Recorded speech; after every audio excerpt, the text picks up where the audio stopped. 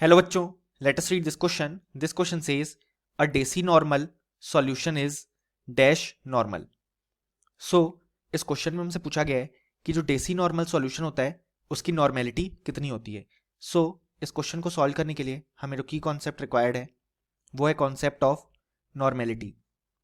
अब यहाँ पे हमारे पास जो नॉर्मेलिटी होती है उसका अगर हम फॉर्मूला देखें तो वो होता है हमारे पास number of equivalents of solute upon volume of solution in liters. यानी कि नॉर्मेलिटी रिप्रेजेंट कर रही है कि कितने number of equivalents of solute present हैं in the given volume of solution, और हम वॉल्यूम को लीटर में पुट करेंगे.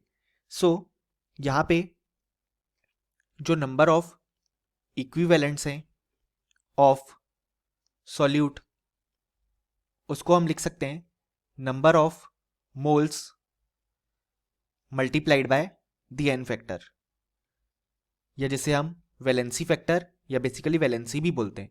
सो यहाँ पे एन फैक्टर डिफरेंट सब्सटेंसेस के लिए डिफरेंट होता है. उसको जब हम नंबर ऑफ मोल से मल्टीप्लाई करते हैं तो हमें number of equivalents of solute देखने को मिलता है. अब नॉर्मेलिटी में हम इन्हीं number of equivalents of solute को यूज करते हैं.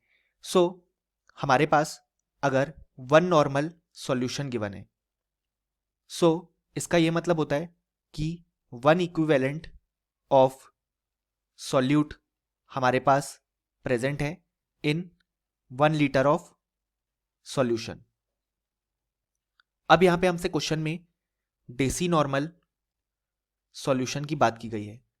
डेसी नॉर्मल सॉल्यूशन ऐसा सॉल्यूशन होता है जिसकी नॉर्मेलिटी 1/10 नॉर्मल, या जिसे हम बोल सकते हैं 0.1 नॉर्मल होती है.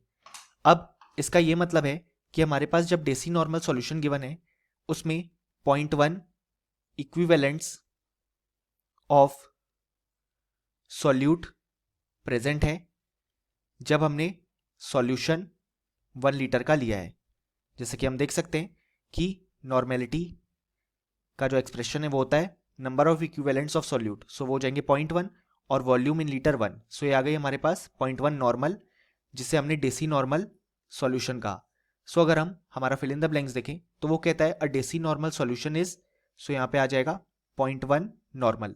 सो फाइनली हमें बोल सकते हैं कि इस क्वेश्चन का हमारे पास जो करेक्ट आंसर आ जाएगा वो आ जाएगा 0.1 नॉर्मल.